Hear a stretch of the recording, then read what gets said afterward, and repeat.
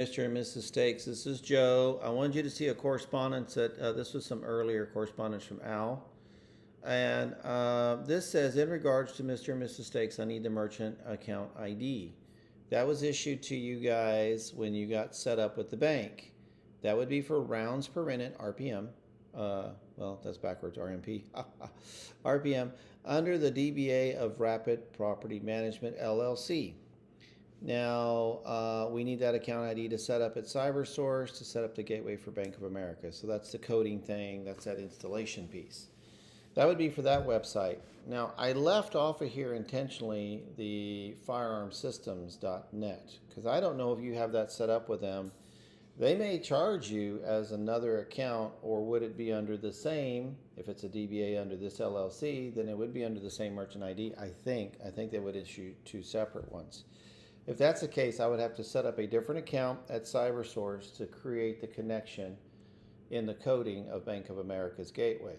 Okay?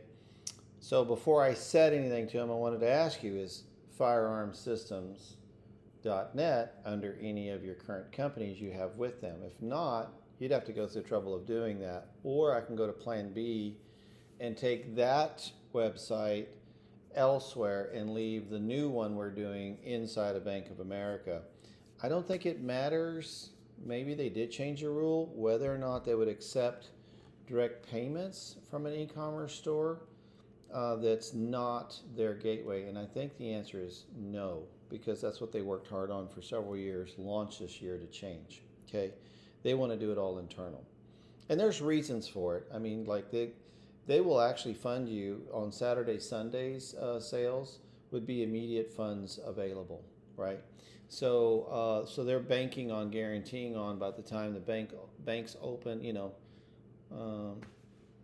the National Bank Exchange is open on Monday, that everything you took in on sales was solid anyway, right? Kind of cool. But I wanted to show you something, okay? So GoDaddy, tatcon.com. Okay, you can pay them $69.99.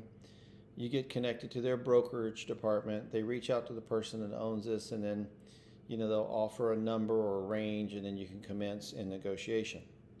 So when I look up who owns this, it tells me a German company. Somebody in Germany owns that. But when I go and type tatcon.com, sorry about the little pop-ups here, tatcon.com goes to a page that's not being used. Okay, so someone owns it, but they're not using it. So then I thought, well, who owns tatcon3.com? It says it's available, right? So that's not bad. See, no one's using it. I don't always recommend a numeric, but it might work. It's the right number of characters, right? But then I thought, let's look some further. TACCON Trigger, who owns that? Well, same thing. Pay the brokerage fee, get connected to the broker, then you commence the negotiation. That could be tens, hundreds, thousands, tens of thousands of dollars, right? I've seen domains go as much as 100,000, 200,000. I've seen one for $1 million that was in the banking industry, right? So that's that one. Let's see what this one is. This is tatcon.info. TACCON info is owned. You pay the brokerage fee and you see if they're going to sell it. They probably would never sell it because we know who that is. That's the training center. Okay, they actually are not using TACCON info. TACCON.com. TACCON.com is right here. Right here, and it's not assigned. When I look up records as to who owns it, sometimes you can't see everything, but it is registered to someone in Germany. This one is registered to a GoDaddy account, Arizona. It looks like they've had this one since 2019. If you really own the trademark, we could actually get all of the TACCONs back. It might take a little bit. So in the interim, we need to run it on something, right? So TACCON.net is available, right? You could get it. TACCON Inc. might not be a bad idea, but that's $1,000 down from $4,000. TACCON.net is only $14 for the first year. Okay, so that might be something. This looks interesting, but hyphens are horrible because no one will ever type that. So TACCON.net would be your next possible option. TACON.io is actually really a good one, but that's for tech companies, IO, so it doesn't relate to a store with products. .com is your strongest thing there, and it's interesting that .com is actually not being used. So if they're not using it for anything, hopefully they're not one of those companies that just bought it waiting to sell it for $10, $15, $20, $30,000, whatever they can get. But let's not worry about that process. Let's see what we can work on. And I was really surprised at TACON Trigger. When you do TACON Trigger, see that TACON Trigger? I'm going to hit enter. It takes you to performance triggers, right? And performance triggers is not secured. And then if I want to go there, I can go to that website. It says it's unsafe, it's unsecure, but it won't even let me go there, right? Normally it would do that, but it's not letting me go there. So that tells me that their website is not secure and there's something wrong with it. This TACON info, it's a shame that they took that, but it looks like they got it in 2019 according to the records that we see, and it just renewed. So TACON Group might be something, but I really think the TACON.net would be smart.